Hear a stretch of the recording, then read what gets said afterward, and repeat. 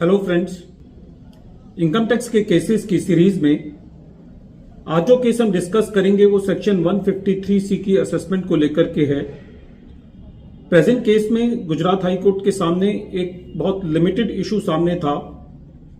ये इशू ये था कि सेक्शन 153C के अंदर जो फाइनेंस एक्ट 2015 के द्वारा एक अमेंडमेंट की गई है जो कि 1 जून 2015 से की गई है, क्या वो अमेंडमेंट रेट्रोस्पेक्टिव है या प्रोस्पेक्टिव है। फाइनेंस एक्ट 2015 के द्वारा जो सेक्शन 153C में बदलाव किया गया था वो ये था कि यदि किसी सर्ज्ड असेसी के यहां किसी दूसरे असेसी से संबंधित कोई डॉक्यूमेंट्स मिलते हैं तो दूसरे असेसी की भी असेसमेंट सेक्शन 153C में की जा सकती है। और जो सेक्शन 153C में वर्ड यूज किया गया था वो बिलोंग और बिलोंग्स टू किया गया था। रेवेन्यू को काफी परेशानी आती थी ये साबित करने में कि जो डॉक्यूमेंट्स हैं वो किसी और असेसी से बिलोंग करते हैं, इसलिए फाइनेंस एक्ट 2015 के द्वारा बदलाव करके जो बिलोंग टू वर्ड था उसको पर्टेन टू कर दिया गया। प्रेजेंट केस में गुजरात हाई कोर्ट के सामने ये इशू ये था कि क्या ये अमेंडमेंट रेट्रोस्पेक्टिव है या प्रोस्पेक्टिव है। केस का नाम है principal commissioner of income tax versus Siddhi Vinayak developers और ये केस 469 ITR पेज नंबर 529 पर रिपोर्ट हुआ। केस का जजमेंट 21 अगस्त 2023 को आया।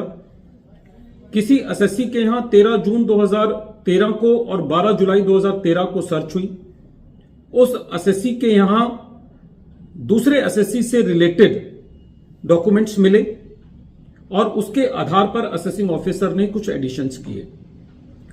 जब ये मैटर CIT अपील के पास गया तो CIT अपील का ये कहना था कि सेक्शन 153C के मुताबिक ये documents other than searched assessee से बिलोंग नहीं करते, इसलिए जो एडिशंस की गई हैं वो सस्टेनेबल नहीं है। जब ये मैटर ट्रिब्यूनल के पास गया तो ट्रिब्यूनल ने भी रेवेन्यू की अपील को खारिज कर दिया। रेवेन्यू इस मैटर को लेकर के गुजरात हाई कोर्ट गया। रेवेन्यू की जो मेन कंटेंशन थी वो ये थी कि फाइनेंस एक्ट 2015 से जो सेक्शन 153C के अंदर अमेंडमेंट लाई गई है, अमेंडमेंट ये थी कि 2015 से पहले जो सेक्शन 153C के वर्ड्स थे वो ये थे कि यदि किसी सर्ज्ड असेसी के यहां कोई बुक्स ऑफ अकाउंट्स या डॉक्यूमेंट्स ऐसे मिलते हैं जो कि किसी और असेसी से बिलोंग करते हैं तो ऐसे केस में उन डॉक्यूमेंट्स के आधार पर दूसरे असेसी की असेसमेंट की जा सकती है। प्रेजेंट केस के अंदर रेवेन्यू ये साबित नहीं कर पाया था कि ये डॉक्यूमेंट्स दूसरे असेसी से बिलोंग करते हैं, लेकिन क्योंकि फाइनेंस एक्ट 2015 के द्वारा जो बदलाव था वो ये था कि बिलोंग को पर्टेन वर्ड कर दिया गया था। इस वजह से गुजरात हाई कोर्ट ने जब इस मैटर को सुना तो गुजरात हाई कोर्ट का सबसे पहले ये कहना था कि जो फाइनेंस एक्ट 2015 के द्वारा जो बदलाव लाया गया है, बिलोंग्स टू को पर्टेन टू कर दिया गया है, वो चेंज रेट्रोस्पेक्टिव है।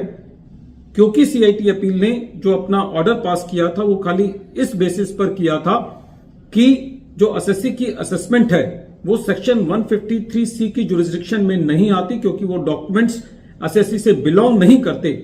इसलिए प्रेजेंट केस में गुजरात हाई कोर्ट ने जो CIT अपील का जो ऑर्डर था उसको CIT अपील के पास रिमांड बैक कर दिया दोबारा केस को मेरिट पर डिसाइड करने के लिए, क्योंकि CIT अपील ने उस केस को मेरिट पर डिसाइड नहीं किया था। यह कहकर के असेसी की अपील को अलाउ कर दिया था कि वो डॉक्यूमेंट्स असेसी से सेक्शन 153C के मुताबिक बिलोंग नहीं करते, क्योंकि जो अमेंडमेंट लाई गई है फाइनेंस एक्ट 2015 के मुताबिक उन सर्चेस के लिए जो कि 1 जून 2015 के बाद हुई हैं वो अमेंडमेंट पुरानी सर्चेस पे भी लागू होंगी और इसलिए उस मैटर को CIT अपील के पास रिमांड बैक कर दिया गया।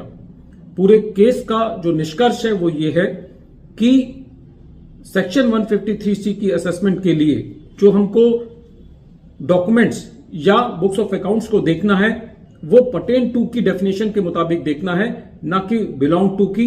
इससे कोई फर्क नहीं पड़ता यदि वो सर्च 1 जून 2015 के बाद हुई है या उससे पहले हुई है।